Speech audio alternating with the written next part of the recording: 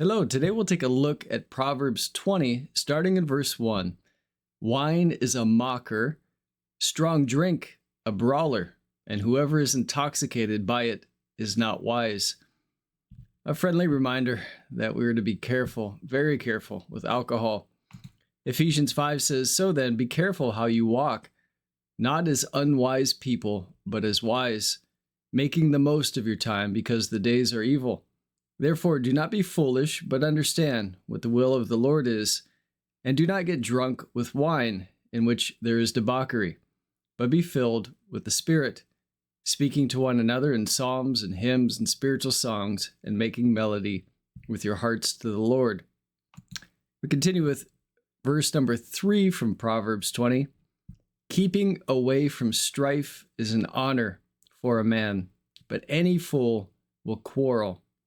This is difficult at times for us to avoid quarrels, but it is honor for us to be able to step away at the right time when it doesn't really lead to anything positive.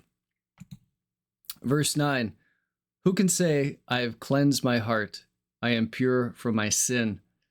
Also, a friendly reminder from this proverb that we never are perfectly holy, and there's always room for growth in my life. No matter how well I may be doing at the time, there is more cleansing that can take place within me. Verse number 27, the spirit of man is the lamp of the Lord, searching all the innermost parts of his being.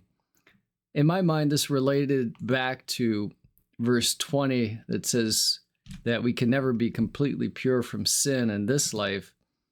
And it's a gift and a wonder that we have, that we're made aware of sin, that we're convicted of sin. That's a wonderful thing, that the Lord helps us to search our hearts and to see where there is cleansing that still needs to take place, and the renewal that comes about from his Spirit within us and his word.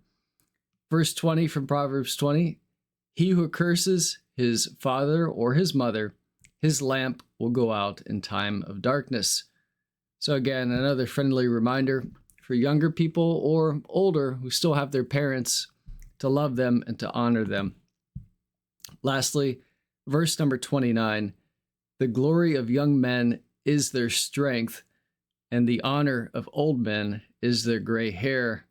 Here we have, in a little way, the summation of a few other ideas that we've already looked at in this proverb, that as we get older, we're meant to be wiser, the gray hair reflecting that, and we're to be more cautious about starting a quarrel or getting ourselves involved in strife, or staying away from the things that we know aren't good for us, like too much alcohol.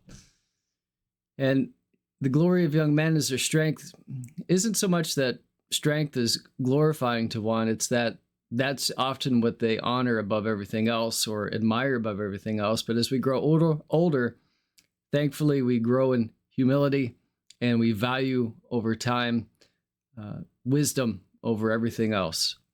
So a few select verses again that we can take a look at from this wonderful proverb. Take care.